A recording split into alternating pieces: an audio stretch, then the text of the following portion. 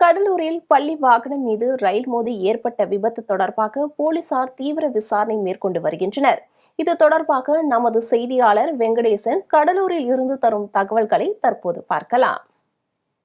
காவல்துறை நேற்று முதல் தொடர்ந்து விசாரணை மேற்கொண்டதுல கடலூர் துறைமுகத்திலிருந்து ட்ரெயின் விபத்து நடந்த ரயில்வே கேட்டை கடக்கும் பொழுது, அந்த செம்மாங்குப்பம் ரயில்வே கேட்டை கடக்கும் பொழுது ரயில் ஓட்டுநர் உதவியாளர் இன்ஜின் ஓட்டுநர் விமல்ன்றவர் இந்த ரயில்வே கேட் திறந்திருப்ப விபத்து நடந்த பிறகு அவர் அங்கிருந்து வாக்கி டாக்கி மூலமா தொடர்பு கொண்டு அருகாமையில் இருக்க ஜங்ஷன்ல போன் அடிச்சு இது மாதிரி ரயில்வே கேட் திறந்திருக்கு, விபத்து நடந்திருக்கு அப்படின்னு சொல்லிட்டு அவர் நேற்று வாக்குமூலம் கொடுத்திருக்காரு. அதுதான் இன்னைக்கு காவல்துறையினர் நேற்று இரவு இது பதிவு செஞ்சிருக்காங்க.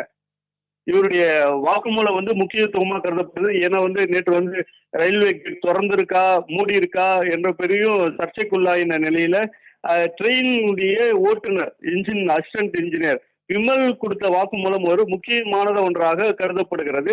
ஏன்னா அவர் சொன்னதுல இப்ப இந்த ட்ரெயின் நாங்க கிராஸ் பண்ணும் போது இந்த கேட் திறந்திருக்கு அப்படின்னு சொல்லிட்டு ஒரு உறுதியான ஒரு வாக்குமூலம் திறந்திருக்காங்க.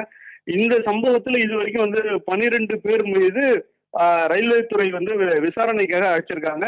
13வது நபரா இந்த தனியார் பேருந்துடைய ஓட்டுநரையும் விசாரணைக்காக இன்னைக்கு ரயில்வே துறை திருச்சி கூடுதலா விசாரணைக்கு அழைச்சிருக்காங்க.